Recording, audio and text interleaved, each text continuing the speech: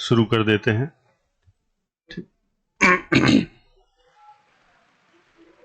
इधर भी तो नहीं है।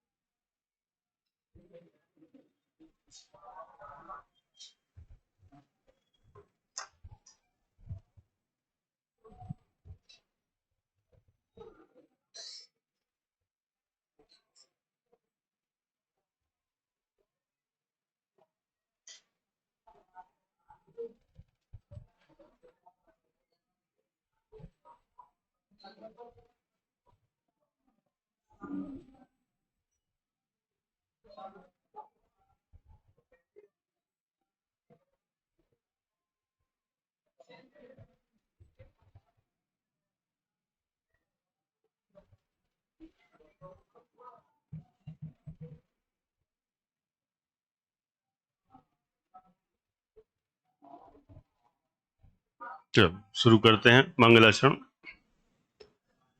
वंदो मैं श्री नेमि जिन गुरु नेमि चंद्र जिन राय, लब्धि सार जिन श्रुत नमन मन वचन से आज। मोक्ष मार्ग में सम्यक दर्शन को पहला सोपान कहा, पर से भिन्न निजातम दर्शन को सुख का स्थान कहा।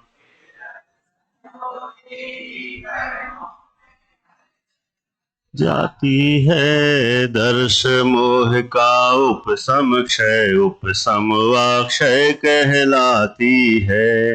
जिससे औपशमिक क्षायोपम व शायिक नाम मिलते, औपशमिक के प्रथम द्वितीय भेद जिनागम में चलते।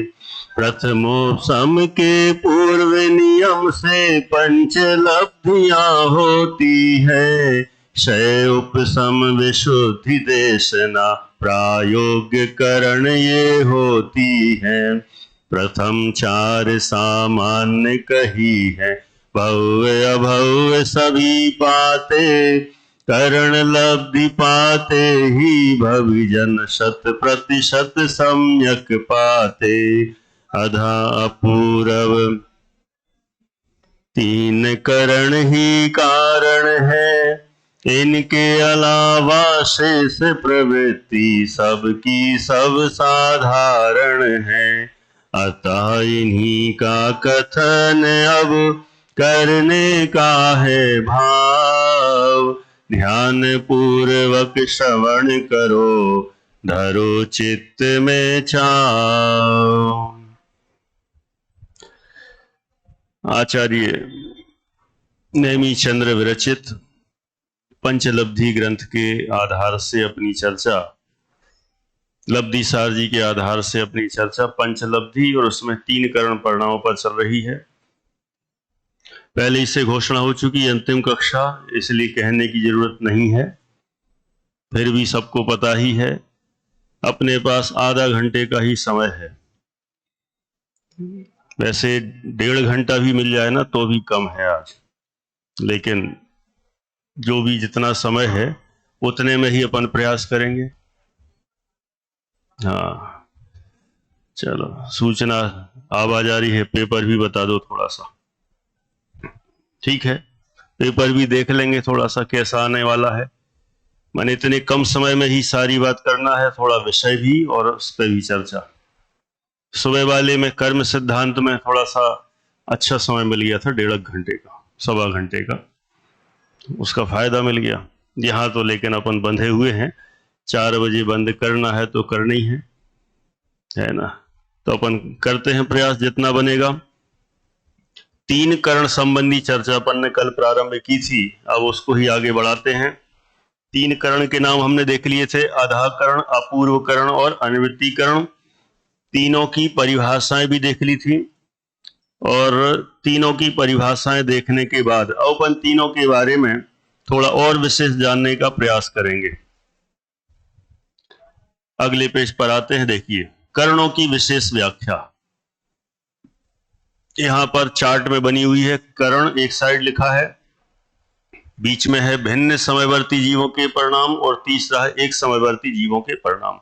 कल हमने आधाकरण, अपूर्वकरण, अनिवृत्तीकरण का सामान्य लक्षण देखा। अब इसमें देखना है हमें कि कोई भी दो जीव, नाना जीव कहें, अनेक जीव आधा प्रवृत्तिकरण में पहुंचते हैं 4 लब्धि पार हो जाने के बाद।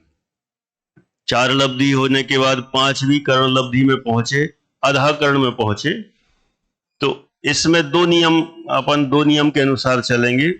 एक तो भिन्न समयवर्ती जीव और एक है एक समयवर्ती जीव।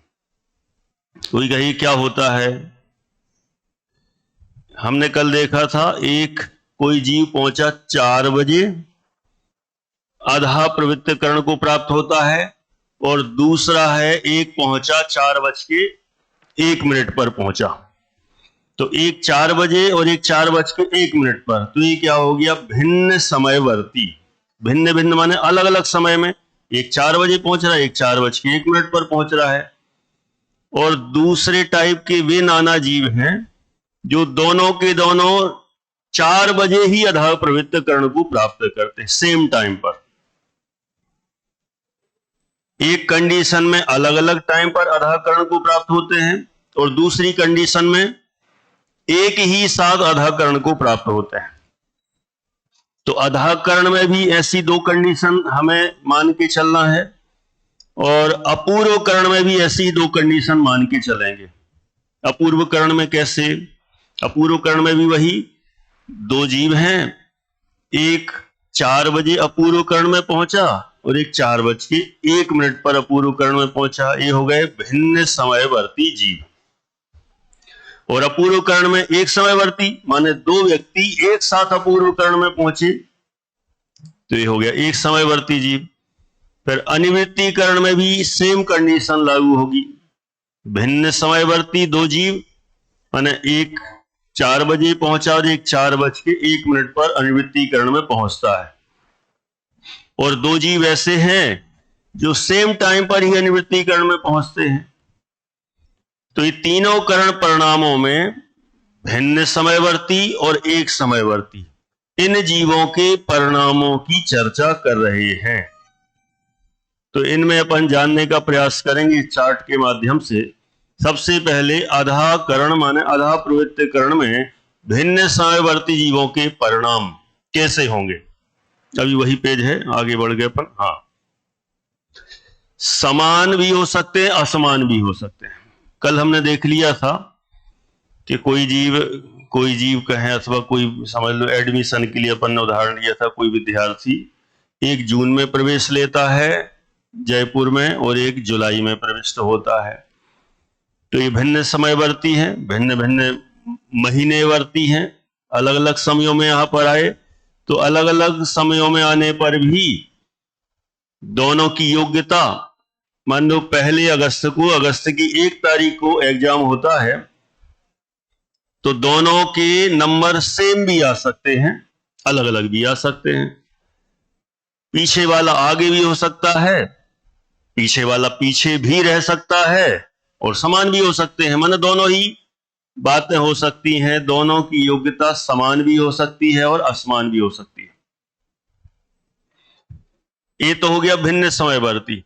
अच्छा, मान लो कोई 2 छात्र हैं और उनका एक साथ एक ही डेट में एडमिशन हो और वे एक ही डेट में यहां पर जयपुर आए। मान लो 1 जुलाई को आए 2 विद्यार्थी, 1 जुलाई को, चाहे वो एक फोटेरा का हो और एक चाहे खड़ेरी का हो, ठीक, एक फोटेरा का है एक खड़ेरी का है। 2 विद्यार्थी जुलाई महीने की 1 तारीख को टोडरमल स्मारक में प्रवेश लेने आते हैं। दोनों का प्रवेश हो गया, एडमिशन हो गया, उनको रूम मिल गया, सब कंप्लीट। 2 जुलाई से मान लो उनकी कक्षाएं शुरू हो गई, सेम सब कुछ है। और 1 अगस्त को फर्स्ट टेस्ट हुआ कोई भी 10 मार्क का, 20 मार्क का, बाल बोध का या बीतरा विज्ञान का। जब रिजल्ट आया तो रिजल्ट आता है तो उसमें दोनों का सेम भी रिजल्ट आ सकता है, समान भी आ सकता है और असमान भी आ सकता है। माने एक समय में भी आए तो एक समय में भी दोनों में समानता भी हो सकती है और असमानता भी हो सकती है। माने यहां ये बताना है आधाकरण के परिणामों में ऐसी वैरायटी है कि कोई आगे पीछे आए तो भी सेम हो सकते हैं, सेम टाइम पर आए तो भी सेम भी हो सकते हैं और अलग अलग भी हो सकते हैं। माने सब तरह की व्यवस्था आधाकरण के परिणामों में है। भिन्न समयवर्ती जीवों के परिणाम समान असमान और एक समयवर्ती जीवों के परिणाम भी समान असमान हो सकते हैं, ये आधाकरण में है। अब नेक्स्ट आते हैं अपन अपूर्वकरण में। अपूर्वकरण में थोड़ा सा चेंज है। क्या चेंज है? भिन्न समयवर्ती जीवों के परिणाम भिन्न भिन्न ही होंगे, असमान ही होंगे। मतलब जो पहले आओ, वो जो कहते हैं ना पहले आओ पहले पाओ, जो पहले आएगा वो आगे रहेगा और जो बाद में आएगा वह पीछे ही रहेगा। ये अपूर्वकरण में क्यों? इसमें हर समय अपूर्व अपूर्व परिणाम होते हैं, इसकी क्लास ही अलग है। कल अपन ने देखा था ना कि 1 साल बाद आएगा, वो तो इस उदाहरण के लिए, वहां तो भले एक समय बाद भी आए ना तो उसकी क्लास ही अलग है। 1 सेकंड का भी अंतर हो तो वो क्लास ही अलग है कि इसका और उसका कोई मैच ही नहीं होगा। अपूर्वकरण में जो आगे है 4 बजे यदि आया है और 4:01 पर आया है तो कितनी ताकत लगा दे 4:01 वाला, वो 4 बजे वाले को ओवरटेक कर ही नहीं सकता, क्योंकि सेम स्पीड से भागते हैं दोनों। आगे वाला आगे रहेगा, पीछे वाला पीछे ही रहेगा। ऐसी असमानता दोनों में पाई जाती है। माने भिन्न समयवर्ती जीवों के परिणाम भिन्न भिन्न ही होंगे अथवा कहो असमान ही होंगे। ठीक है, पेपर में इस तरह के प्रश्न आएंगे, ध्यान रखना, क्योंकि जो वो ज्यादातर तो ऑब्जेक्टिव ही है पेपर, 1 वर्ड आंसर है। तो आपको मान लो आ गया अपूर्वकरण में भिन्न समयवर्ती जीवों के परिणाम कैसे होंगे, तो आपको ध्यान रखना पड़ेगा असमान होंगे कि कैसे, है ना। माने आज की जो कक्षा चलेगी भले कम समय की है, लेकिन ये समझ लो यदि 30 नंबर का पेपर है तो आज ही 20 नंबर का काम हो सकता है। माने विषय 20 नंबर का नहीं चलेगा, माने जो अभी चलेगा, और फिर मैं थोड़ा पुराना 5 मिनट में लास्ट में बताऊंगा पुराने से अभी तक, तो बहुत कुछ कवर हो जाएगा, है ना। और सूचना वैसे कल दी थी, विद्यार्थियों के अलावा अन्य श्रोतागण सूचना नहीं दे पाए थे क्या? हो गई ना सब जगह सूचना। यदि किन्हीं को और को परीक्षा देना हो तो नाम लिखा के परीक्षा देना चाहिए, है ना साहब। एग्जाम देने से अपनी तैयारी बहुत अच्छी होती है। नंबर कम आएंगे तो भी कोई दिक्कत नहीं, आएंगे तो ना, एग्जाम जो नहीं देगा उसके तो कुछ नहीं आएंगे है ना। इसलिए जो भी हो प्रयास तो करना ही चाहिए, और जितना प्रयास करेंगे, और जब एग्जाम का टेंशन आता है ना, ऑटोमेटिक ही नींद उड़ जाती है, लगता है नहीं पढ़ना है पढ़ना है पढ़ना है, अभी क्या करें, अभी इतना समय है, पढ़ लेते हैं, चलो शाम को पढ़ लेते हैं, घूमना फिरना बंद करो, पढ़ लेते हैं, सुन लेते हैं, फिर से रिपीट क्लास सुन लेते हैं, चर्चा कर लेते हैं, फिर समझ में नहीं आता है डिस्कशन कर लेते हैं। ऐसा फिर रात को अरे आज का एक पेपर तो थोड़ा सा बिगड़ गया, अब अगला कल का सुबह का नहीं बिगड़ना चाहिए, फिर तैयारी में लग जाओ, 12-1-2 बज गए। एक अलग ही माहौल होता है और पुरानी यादें भी ताजा होती। हम भी ऐसे ही पहले पढ़ा करते थे, है ना। अच्छा लगता, अच्छी फीलिंग आती है। मैं तो कहता हूँ जिंदगी भर परीक्षा देना चाहिए। हाँ, मजेदार, जितना बन सके वहां तक प्रयास। एक अलग ही बचपन है ना, बचपन जैसी अनुभूति भी होती रहती है और आनंद भी बहुत आता है, अध्ययन भी होता है, अपने उपयोग भी टिकता है। इस दृष्टि से कहा तो जो परीक्षा नहीं देने के प्लान में है वे देने के प्लान अपना बना ले में, ऐसा भाव है।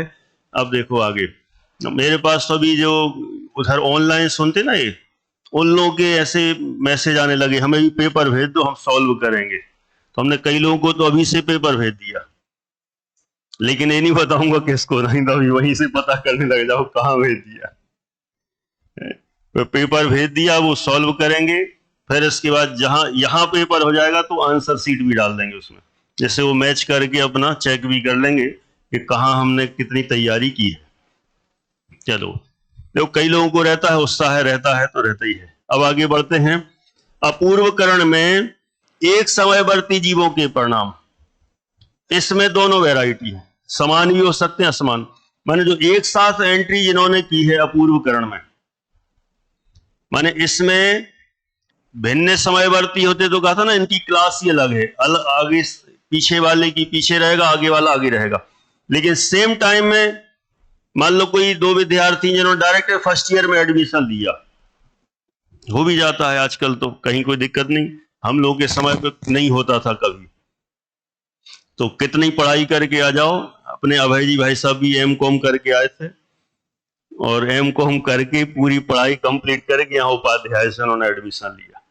ऐसे ही बहुत सारे उदाहरण मिल जाएंगे, मैंने पूरी ग्रेजुएशन कंप्लीट कर जाने के बाद यहाँ एंट्री की, है ना। 11th-12th पास है, हाँ बहुत, हाँ मैंने इतने नाम मिल जाएंगे। अभी तो मैंने एक नाम दिया जो सबसे यूनिवर्सल नाम है, हम सबकी नजर में, सब लोग जिनको जानते हैं उनका उदाहरण दिया कि पूरी पढ़ाई करने के बाद, और पढ़ाई करने के बाद और इतने नहीं, बहुत सारी योग्यताएं, प्रवचनकार भी थे, पहले से प्रवचन करने जाते थे, कितनी सारी चीजें थी, चाहते तो क्या आना यहाँ, फिर भी सब छोड़ छाड़ के यहाँ पर आना, ये कितनी रुचि का प्रतीक है। तो ऐसे ही, लेकिन अब कहाँ, अब ऐसे चांस होते हैं, अब थोड़ा सा अलग सिस्टम है। उम्र का भी बना दिया कि 18 वर्ष से ज्यादा की होगी तो यहाँ एडमिशन नहीं मिलेगा, ये होगा। पहले तो कभी भी आ जाओ तब एडमिशन मिल जाता था। तो मुझे बात करना है फर्स्ट ईयर में, मान लो किसी दो विद्यार्थियों का प्रवेश हुआ, उपाध्याय तो पढ़ी नहीं है, लेकिन दोनों सेम क्लास में आए फर्स्ट ईयर में, तो दोनों की योग्यता में अंतर हो सकता है, माने दोनों का रिजल्ट किसी का कम किसी का ज्यादा आ सकता है। तो अपूर्वकरण में भी जो दो अपूर्वकरण में एक साथ गए हैं, दो व्यक्ति दो जीव, उनके परिणामों में समानता भी हो सकती है और असमानता भी हो सकती है, ये अपूर्वकरण में। तो आधाकरण से इसमें एक चेंज हुआ, कौन से में, भिन्न समयवर्ती में चेंज है, एक समयवर्ती वाले में एक जैसा ही है सिस्टम। अब अनिवृत्तीकरण में भिन्न समयवर्ती के असमान ही, ये अपूर्वकरण जैसा एक पॉइंट ओके है। और एक समयवर्ती के यहां और चेंज हो गया, क्या होगा, समान ही होंगे। एक समयवर्ती है तो उनके परिणाम समान है, सेम टू सेम, कोई पुरुषार्थ एक्स्ट्रा कम ज्यादा कुछ है ही नहीं उसमें, जो भी है तो बस वही है। माने अनिवृत्तीकरण में जो जीव एक साथ गए हैं, अपूर्वकरण में तो अंतर आ भी जाएगा, आधाकरण में तो आ ही जाता है, अपूर्वकरण में भी अंतर आ जाएगा, अनिवृत्तीकरण में कोई अंतर नहीं। उसका कारण यह है कि इसमें जितने समय है उतने ही परिणाम हैं, तो सेम टाइम पर जाएंगे तो सेम क्वालिटी वाले होंगे, उसमें कहीं कोई अंतर नहीं आता, ऐसा अपन समझ सकते हैं। अब थोड़ा सा इनके परिणामों की संख्या भी बता रहे हैं, जो बार बार चल रहा ना कि इनके परिणाम समान होंगे, इनके परिणाम असमान होंगे, तो कोई कहे ये तो बताओ कि परिणाम होते कितने हैं, तो बताते हैं तीनों के अलग अलग परिणाम। इनमें से भी एक आध प्रश्न आएगा, है ना, पहले ही हिंट कर दी। परिणामों की संख्या आधा प्रवृत्तकरण में, आधा प्रवृत्तकरण का काल अंतर मुहूर्त का है, अभी काल की भी चर्चा करेंगे अगले पेज पर। तो उसमें आधा प्रवृत्तकरण में जो जीव जाते हैं उनके परिणामों की संख्या है असंख्यात लोक प्रमाण, इतने वैरायटी के वहां पर परिणाम होते हैं, असंख्यात लोक प्रमाण, कितने ज्यादा हो गए। और असंख्यात लोक प्रमाण तो सब जानते ही होंगे, लोक प्रमाण असंख्यात नहीं कह रहा हूं, ये दो चीज अलग अलग हैं। एक होता है लोक प्रमाण असंख्यात और एक होता है असंख्यात लोक प्रमाण, ये दोनों अलग अलग चीज हैं। क्या अंतर है दोनों में? लोक प्रमाण असंख्यात। लोक माने लोकाकाश, एक लोकाकाश है और उसमें प्रदेश कितने? असंख्यात, इतना। तो ये लोक प्रमाण असंख्यात हुआ। और दूसरा शब्द क्या है? असंख्यात लोक प्रमाण। असंख्यात लोक प्रमाण माने लोक ही असंख्यात हैं, यहां तो एक ही लोक था। असंख्यात लोक माने एक लोक, दूसरा लोक, तीसरा लोक, चौथा लोक, पांचवा लोक, ऐसे कितने लोक? असंख्यात। और हर एक लोक के असंख्यात असंख्यात प्रदेश, ये कहलाता है असंख्यात लोक प्रमाण। तो यहां आधा प्रवृत्त करण में परिणामों की संख्या असंख्यात लोक प्रमाण है, इतनी वैरायटी की। और अपूर्व करण में, हाँ जी साहब, हाँ जी बताइए। हाँ, आपका प्रश्न है कि जब लोक एक ही है तो असंख्यात लोक कहां से आ गए? बराबर। असंख्यात भले ही नहीं आए, लेकिन माना तो जा ही सकता है। यहां तो मानने की बात है। अब सीधा सीधा किसी को समझाएंगे ना तो समझ में नहीं आता है। तो माप के तौर पर लोग तो एक ही है, लेकिन हमें मापना है किसी चीज को, तो हमने कैसे मापा? जैसे एक लोग है, इतने परिणाम, और इसमें तो कितने हैं? इतने ही बस नहीं है। और दूसरा लोक होता तो उतने के भी असंख्यात, तीसरा होता तो उसके भी असंख्यात, ऐसे असंख्यात लोक हों उनके असंख्यात, इतने परिणाम इस आधा प्रवृत्त करण में होते हैं। भले लोक एक है, लेकिन जो उनका क्वांटिटी है परिणामों की, तो क्वांटिटी इससे नापी, बुद्धि में नापी अपन ने। बस अपन माना माना तो करते, माना इतना, उसी एंगल से बस परिणामों की विचित्रता, विशेषता और उनकी संख्या बताना है, तो इस तरह से बता दी। हाँ बस ऐसा। अब अपूर्व करण में, अपूर्व करण का आधा करण से भी असंख्यात लोक गुणे असंख्यात लोक प्रमाण, इसमें ज्यादा हो गया। आधा करण में परिणामों की संख्या कम थी, अब कम में भी ज्यादा तो थी, लेकिन वो इसकी तुलना में कम थी, असंख्यात लोक प्रमाण। और अपूर्व करण में कितनी हो गई? उससे भी असंख्यात लोक गुणी, लेकिन है वह भी असंख्यात लोक प्रमाण। कोई कह सकता है उसके भी असंख्यात लोक प्रमाण, इसके भी असंख्यात लोक प्रमाण, फिर बीच में ये असंख्यात गुणा कहां से आ गया? असंख्यात के भी असंख्यात प्रकार होते हैं, इसलिए आधा प्रवृत्त करण में जितने असंख्यात लोक प्रमाण परिणाम हैं, उनसे भी असंख्यात गुणे अपूर्व करण में हैं, लेकिन हैं वे भी असंख्यात। ठीक है। अब तीसरे नंबर पर आते हैं अनुवृत्तीकरण में। अनुवृत्तीकरण में भी असंख्यात ही हैं, लेकिन इसके कितने असंख्यात कहे? जितने इसके समय उतने इसके परिणाम। मान लो अनुवृत्तीकरण के 100 समय हैं। अनुवृत्तीकरण का काल वैसे अंतर मुहूर्त का है, लेकिन अपन ने वो अंतर मुहूर्त को अपन ने माना 100 समय का वो अंतर मुहूर्त है। तो 100 ही उसके समय होंगे और 100 ही उसके परिणाम होंगे। 100 माने हैं, 100 होते नहीं, होते तो असंख्यात। माने असंख्यात ही उसके समय और उतने ही, बिल्कुल समझ लो, एक के ऊपर एक रखे हुए परिणाम। जैसे वो कहते ना, किसके काल द्रव्य, काल द्रव्य कितने होते हैं? जितने लोकाकाश के प्रदेश, माने एक एक लोया यास पदे से एक एक के जे ठियाहू एक एक का, एक के ऊपर एक एक मान लो स्थित हो। ऐसे ही अनुवृत्तीकरण के परिणाम कितने? जितने उसके समय, तो पूरे उसके समय को फैला दो और एक एक के ऊपर एक एक परिणाम रख दो, इतने एग्जैक्ट सेम टू सेम आएगा। तो जितने अनुवृत्तीकरण के हैं समय, उतने ही होते हैं उसके परिणाम, लेकिन कितने समय होते हैं और कितने परिणाम? तो आंसर है असंख्यात। इस तरह से इनके परिणामों की संख्या भी यहां पर बता दी। अब काल की भी चर्चा कर लेते हैं। तो तीनों का काल अलग अलग अंतर मुहूर्त है, तीनों का मिलाकर भी अंतर मुहूर्त है। तो कई लोगों को समझ में नहीं आता है कि तीनों का मिलाकर भी अंतर मुहूर्त, तीनों का अलग अलग भी अंतर मुहूर्त, ऐसा कैसे हो सकता है? तो ऐसा हो सकता है और होता ही है, क्योंकि अंतर मुहूर्त के भी असंख्यात प्रकार होते हैं। ये तो चलो अपने जमाने में अपन सीख गए, हम लोग के जमाने तक तो पता क्या पढ़ते थे सब? अंतर मुहूर्त माने 48 मिनट। सही में यही सीखे। हम लोग के समय तक करणानुयोग ज्यादा नहीं चलता था, तो जब जब भी कोई भी बात करता था तो अंतर मुहूर्त की बात आई, मतलब एक ही आंसर। क्या आंसर? ना बड़ा ना छोटा, कुछ था ही नहीं, एक ही बात चलती थी। क्या? अंतर मुहूर्त मतलब 48 मिनट, बस, और कोई दूसरी बात ही मत करो।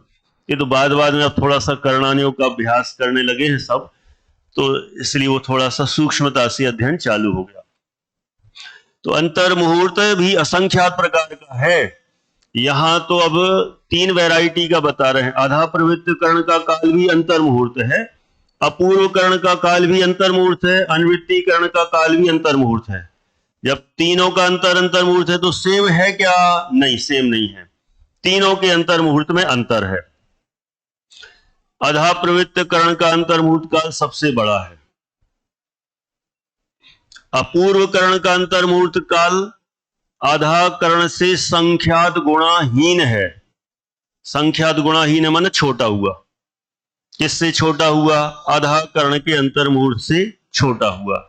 और अनुवृत्ति कर्ण का ये भी अंतर मुहूर्त है, लेकिन अपूर्व कर्ण से संख्यात गुणाहीन है, माने अंतर मुहूर्त छोटा होता जा रहा है। देखो, समय कम होता जा रहा है, विशुद्धि बढ़ती चली जा रही है। असली काम तो यही है ना? जैसे मान लो लास्ट के ओवर कम होते चले जाते हैं और रन बढ़ते चले जाते हैं, ज्यादा पिटाई होती है। ऐसे यहां पर भी कर्मों की ज्यादा पिटाई होती है। जितने जितने ऊपर बढ़ते चले जाते हैं, समय कम होते हैं, और कम समय में ही ज्यादा काम होता है। हमने तो हर जगह देखा। अच्छा मुझे बताओ, आप लोग कॉलेज की पढ़ाई कितनी करते हो? कुछ नहीं, 8 9 10 महीने तो ऐसे ही जान दो। आखिरी का जो 1 महीना बचता है, 1 महीना भी नहीं, अच्छा 1 ही दिन। अब वही मैं कह रहा हूं कि कई लोग तो ऐसे पढ़ते नहीं साल भर, अब बस एग्जाम का टाइम, फिर जब आगे टाइम टेबल आ गया, अरे कोर्स बताना क्या है? सिलेबस में कौन कौन सी किताबें हैं, पता ही नहीं है कि साल भर क्या चल रहा है कॉलेज में।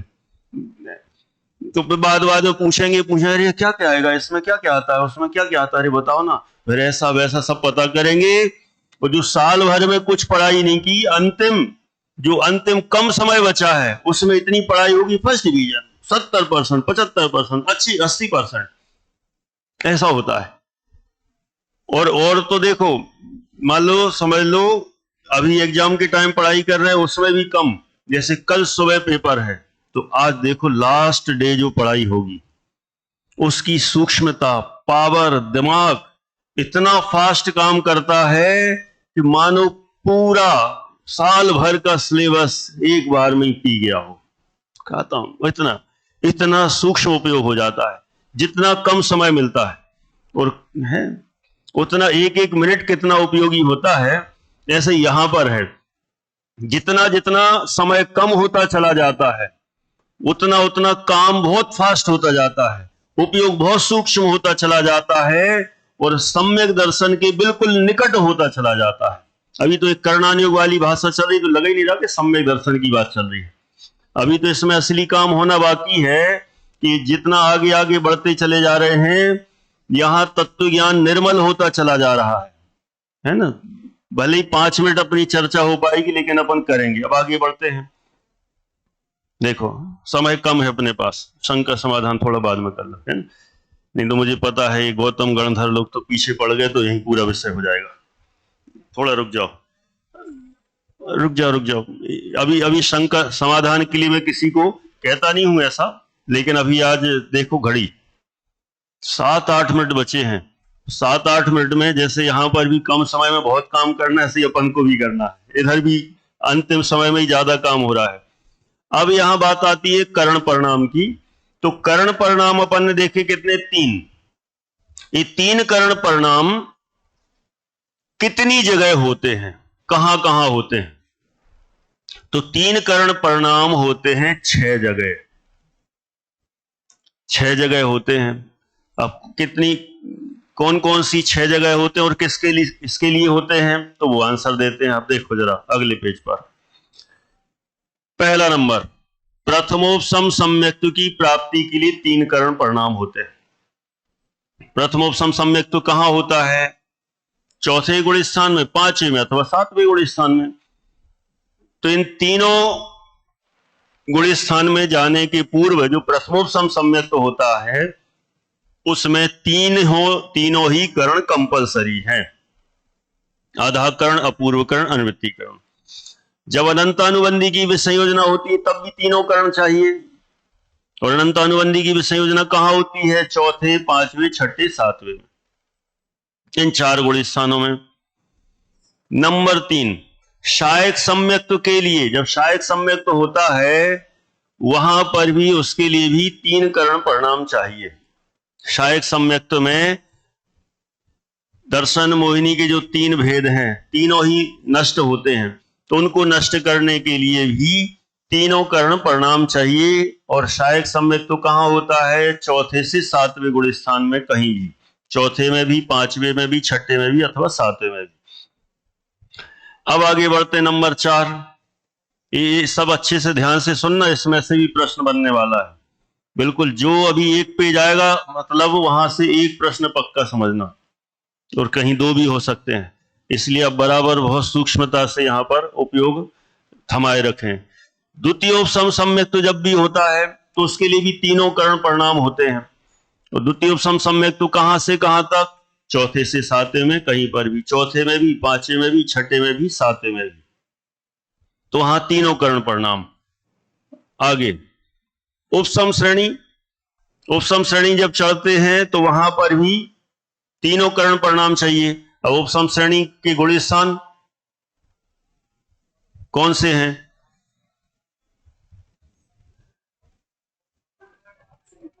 यहां तो लिखा है 7वें से 9वें, वो तो 3 करण के स्थान बताना है ना। तो 7वें गुण स्थान में आधा करण, 7वां गुण स्थान के 2 पार्ट हैं, स्वस्थान अप्रमत्त और सातिशय प्रमत्त। तो सातिशय प्रमत्त में पहला करण आधा करण, फिर 8वें गुण स्थान में अपूर्व करण और 9वें गुण स्थान में अनुवृत्ति करण। तो ये 7वां, 8वां, 9वां, तो 3 गुण स्थानों में ये 3 करण होते हैं। अब ये उपसम श्रेणी के मत देखना कि 8वां, 9वां, 10वां, 11वां ये 4 गुण स्थान थे, यहां तो वो कुछ नहीं बताया, कुछ अलग गलत शब्द लिख दिया। गलत नहीं लिख दिया, सलत सही लिखा है वो। और फिर आगे बढ़े शपक श्रेणी। शपक श्रेणी के गुण स्थान तो 8, 9, 10, 12 हैं, अभी उनकी बात नहीं कर रहे हैं। श्रेणी अलग है और कर्ण परिणाम अलग है, ये हमें ध्यान रखना है। तो शपक श्रेणी में कर्ण परिणाम तीनों होते हैं, और कहां होते हैं? 7वें, 8वें और 9वें गुण स्थान में, ये 3 कर्ण परिणाम। तो 3 कर्ण परिणाम कितनी जगह है? तो 6 जगह। किसके लिए होते हैं वो भी बता दिया, कहां कहां तक के लिए होते हैं वो भी बता दिया। अब आगे बढ़ते हैं, 3 कर्ण परिणाम कितनी जगह बता दिए? 6 जगह। तो ऐसा भी कुछ होता है कि कहीं 3 कर्ण से कम में भी काम चलता हो, तो ऐसा भी है। कितने कर्ण से काम चल सकता है? 2 कर्ण से भी कहीं कहीं काम होता है, माने 3 कर्ण हर जगह होते हो जरूर नहीं है। तो ऐसे कितनी जगह है जहां 2 कर्ण से भी काम होता है? तो कहते हैं ऐसी 3 जगह है। कौन सी 3? देख लो जरा। शायोपसमिक सम्यक्त्व के लिए कितने कर्ण परिणाम चाहिए? 2 ही चाहिए, आधा कर्ण और अपूर्व कर्ण। 2 से ही शायोपसमिक सम्यक्त हो जाता है। और ये शायोपसमिक सम्यक्त्व के गुण स्थान कहां कौन से हैं? 4, 5, 6, 7। फिर मान लो चौथे गुण स्थान से 5वें गुण स्थान में जाना है किसी को, अथवा देश संयम को प्राप्त करना है, तो देश संयम को प्राप्त करने के लिए कितने गुण कर्ण प्रणाम दो ही चाहिए, आधा कर्ण अपूर्व कर्ण। फिर आगे बढ़े, सकल संयम की प्राप्ति के लिए भी दो ही कर्ण प्रणाम चाहिए, आधा कर्ण अपूर्व कर्ण। माने देखो इन तीन जगह पर दो दो कर्ण ही अनिवार्य हैं, तीन कर्ण की यहां कोई अनिवार्यता नहीं है। अब आगे बढ़ते हैं फास्ट, अभी कुछ कुछ मैटर छोड़ते हुए एकदम पीछे चले जाएं। अब है तो बहुत कुछ कुछ तो छूट ही गया है। बाकी ये जब अपना ये जो कोरोना का काल था ना, लॉकडाउन वाला काल, उस समय जो ऑनलाइन क्लास चली हुई 2 साल लगातार शिविरों में, उसमें पूरा लिया है ऑनलाइन में। जिनको ऐसा लगता हो ना कि सुनना है या पक्का और समझना है, तो आप इसमें से सुन सकते हैं। बाकी बहुत कुछ तो हो गया। अब यहां पर अपन चलते हैं थोड़े आगे। अभी अपन ने आधा कर्ण आदि पर चर्चा की, तीनों परिणामों पर, तीनों कर्ण परिणाम पर चर्चा की भिन्न समयवर्ती जीवों के हिसाब से। यदि अब एक समयवर्ती जीवों के हिसाब से बात करेंगे, हाँ बराबर सही जगह रोका जहां चाहिए था, जिसने भी किया बहुत सही सेट किया। अब देखो, तीन कर्ण परिणाम भिन्न भिन्न जीवों की अपेक्षा कहे थे, अब एक जीव की अपेक्षा देख लेते हैं। एक जीव की अपेक्षा आधा कर्ण परिणाम, उसमें उनके परिणामों में एकदम विशुद्ध परिणाम हो जाते हैं। और ऐसे परिणाम, ऐसे विशुद्ध परिणाम जो समझ लो कि अध्यात्म की भाषा में कहें आत्माभिमुख परिणाम। अभी उसके उपयोग देव शास्त्र गुरु से भी हट गया, सब जगह से हट गया। अब उसका उपयोग पूरा का पूरा आत्मा की ओर झुक रहा है। अभी तक झुका तो पूरा नहीं है, लेकिन सब जगह से हटके आत्माभिमुख परिणाम हो चुके हैं। अब बस आत्मा का अनुभव करने ही वाला है कुछ ही समयों में, अब ज्यादा समय लगने वाला नहीं। तो ऐसे आधा कर्ण के परिणाम, ऐसे विशुद्ध परिणाम। फिर और आगे बढ़ता है, इसका अंतर्मुहूर्त पार करते हुए अपूर्व कर्ण में जाता है। अपूर्व कर्ण में भी ऐसे विशुद्ध परिणाम हो जाते हैं कि उसकी विशुद्धता और भी कई गुनी बढ़ जाती है। विशुद्धता बढ़ते बढ़ते फिर तीसरे नंबर में पहुंचता है। तीसरा कौन सा? अनिवृत्तीकरण। अनिवृत्तीकरण के परिणाम में पहुंचा, वहां पर विशुद्धता और भी बहुत बढ़ गई। अब इस अनिवृत्तीकरण में दो काम होते हैं। कौन से दो काम? एक होता है अंतरकरण और दूसरा होता है उपसमकरण। एक है अंतरकरण और दूसरा है उपसमकरण। अनिवृत्तीकरण का काल है अंतर्मुहूर्त। जब उस काल का बहुभाग टाइम निकल जाए, एक भाग प्रमाण काल शेष रहे। बहुभाग और एक भाग अपन मान लें। अनिवृत्तीकरण का काल तो है अंतर्मुहूर्त, अपन मान लेते हैं 1 मिनट का, 1 मिनट का माना। तब अनिवृत्तीकरण में जीव के परिणाम विशुद्ध होते चले जा रहे हैं और 1 मिनट में अपन बहुभाग अलग निकाल लेते हैं और एक भाग अलग निकाल लेते हैं। अपन मान लेते हैं 50 सेकंड हो गए बहुभाग और 10 सेकंड हो गए एक भाग। 50 सेकंड निकल गए, विशुद्धि बढ़ती चली जा रही है। अब अंतिम जो 10 सेकंड बचे हैं, उन 10 सेकंड में एक धमाका होता है। अपनी भाषा में कहें तो कौन सा धमाका? एक विस्फोट होता है जिसको कहते हैं अंतरकरण। माने आत्मा की ओर जो उन्मुख परिणाम है, उसमें इतनी विशुद्धि जागृत होती है कि अंतरकरण वाला एक तरह से विस्फोट होता है। उसका पूरा प्रभाव पड़ता है, वो समझ लो बॉम्ब ब्लास्ट होता है दर्शन मोहिनी पर। किस पर हुआ? दर्शन मोहिनी। और दर्शन मोहिनी पर जब ब्लास्ट होता है तो उसके टुकड़े टुकड़े हो जाते हैं, 2 भागों में बट जाता है। कुछ हिस्सा ऊपर की ओर चला जाता है, कुछ हिस्सा नीचे की ओर आ जाता है। इतना काम ये हो गया अंतरकरण के द्वारा। अब देखो जरा एक पिक्चर में देख लेते हैं, पढ़ने का टाइम बिल्कुल नहीं बचा। ये देखो, ये जो दर्शन मोहिनी थी, दर्शन मोहिनी का कुछ हिस्सा चला गया ऊपर की ओर, जिसको नाम दिया है द्वितीय स्थिति, और बीच में पड़ गया है अंतर, माने गैप हो गया, और नीचे कुछ दर्शन मोहिनी का हिस्सा चला गया जिसका नाम है प्रथम स्थिति। कुछ ऊपर कुछ नीचे, बीच में पड़ गया गैप। अब इतने में क्या होगा, मान लो अपन ने माने 10 सेकंड बचे हैं। अब इसमें जो प्रथम स्थिति नीचे है, इसमें जो दर्शन मोहिनी का कुछ हिस्सा है उसका एक एक निषेक, ये समझ लो जो लाइन खिंची हुई है, एक एक निषेक उदय में आता है खिर जाता है, उदय में आता है खिर जाता है, और ऊपर वाला जो हिस्सा है वो वहीं पर सेट होने लग जाता है। ऊपर वाला हिस्सा वहीं सेट होने लग जाता है। सेट होने का मतलब वह दबने लग जाता है, वहीं थमने लग जाता है। और नीचे के निषेक जिस समय यहां हुए समाप्त, ऊपर का हो गया वहीं सेट, दब गया, स्थिर हो गया, दब गया, ये कहलाता उपसमकरण। और ये जब सिचुएशन बनती है तब इस जीव को प्रथमोपसम सम्यक दर्शन प्राप्त हो जाता है। नहीं, वे 10 सेकंड जो बचे थे वे भी समाप्त हो जाते हैं। नीचे के जो आए हैं वे निषेक वे समाप्त हो जाते हैं, उदय में आकर खिल जाते हैं। और ऊपर की द्वितीय स्थिति में जो दर्शन मोहिनी के निषेक थे वे उपसमित हो जाते हैं, दब जाते हैं। इसी को ही कहते हैं उपसमकरण, अथवा इसको प्रथमोपसम सम्यक की प्राप्ति हो जाती है, ऐसा जानना चाहिए। समय हो गया, ठीक। अब बस 2 मिनट में ही अपन पूरा करेंगे। पंडित जी साहब भी आ गए, एग्जाम की सूचना मुझे नहीं है। अच्छा चलो ठीक है। अरे अच्छा, ये प्रशिक्षण शिविर थोड़ी है, हम तो सोच रहे थे अपने प्राचार्य महोदय आ गए हैं, पंडित जी साहब, कमल जी साहब, अब सूचना होगी कि अब आपकी परीक्षा वहां पर। वैसे यहाँ पर भी तो देखते होंगे। हाँ, तो फिर तो वही बात, अच्छा लगता है, लेकिन आप रहते देखते हैं, आपको देख के है प्रशिक्षण शिविर चालू हो गया। चलो अब बस 2-3 मिनट में अपन पूरा कर देते हैं आज। चलो अच्छा रहा भाई जी, भाई साहब भी नहीं आए, ऐसा ना उनने सुन लिया हो कि इनको समय ज्यादा चाहिए है तो थोड़ा ले लो।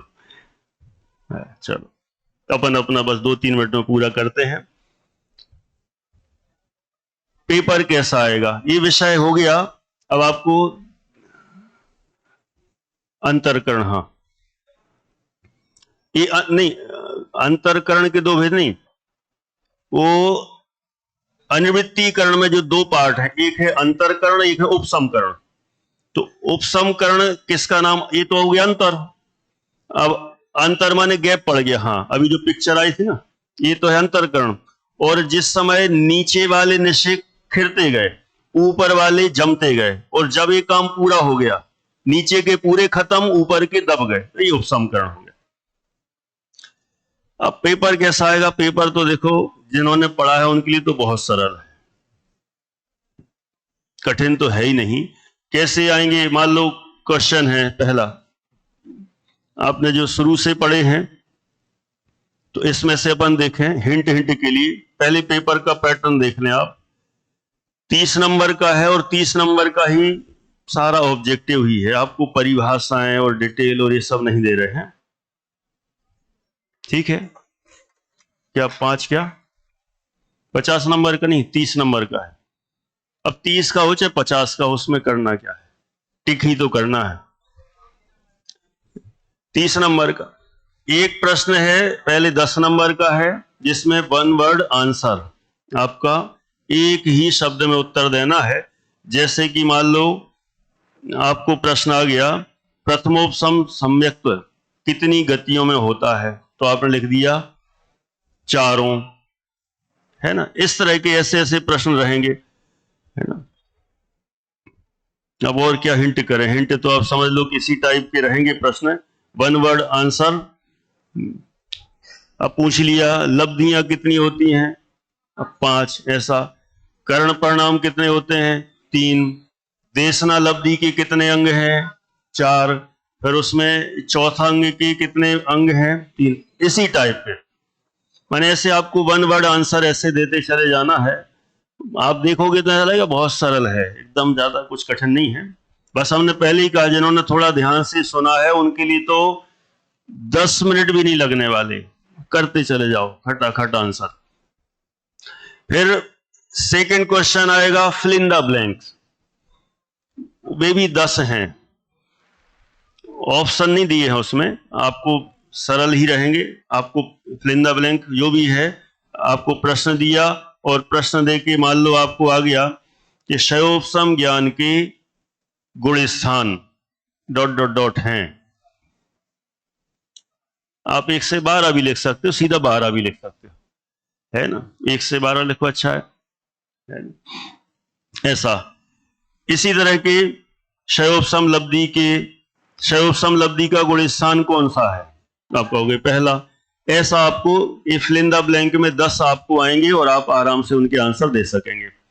और अंतिम तीसरा प्रश्न आपको रहेगा सही गलत का, सत्य असत्य का, जिसमें आपको वही हाँ या ना, यस और नो करना है, कुछ ऐसा भारी है नहीं, है ना। तो उसमें ये आ जाएगा कि इसमें अधा प्रवृत्तकरण का काल अंतर मुहूर्त है, तो आपने कहा यस सही है। फिर अपूर्व करण में भिन्न समयवर्ती जीवों के परिणाम समान होते हैं, तो आप लिखोगे गलत है।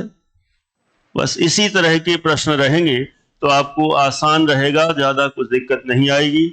अब आपको थोड़ी सी तैयारी लेकिन जरूर करना पड़ेगी, क्योंकि एक टिक सीधा सही और गलत हो सकता है ना। आपकी जो वहां की एग्जाम होती यूनिवर्सिटी की, वो काम में नहीं आएगी कि पेज भरो और नंबर पाओ। हाँ, यहाँ तो आपको बिल्कुल आर या पार जो लिखोगे उसके नंबर मिलेंगे, सही है तो सही, गलत है तो गलत। इसलिए आप अच्छे से तैयारी करें, बहुत बहुत शुभकामनाएं हैं, अच्छा पेपर जाए, अच्छा रिजल्ट जाए। और रिजल्ट जाए ये तो लोक व्यवहार है, असली में तो हमें ये 5 लब्धियों का और करणों का स्वरूप ख्याल में आए और हम इन पूर्वक प्रथमोपसम सम्यक्त को ग्रहण करें और आत्म कल्याण के लिए आगे बढ़ते जाएं। मूल उद्देश्य तो यही है, इतना करें, इसी भावना के साथ यहाँ पर पूरा करते हैं।